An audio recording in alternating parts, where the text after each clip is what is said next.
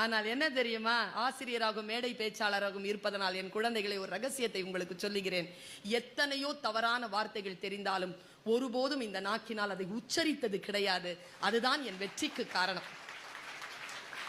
விஷயத்தை தெரிஞ்சுக்கோ, ஆனால் பேசாத.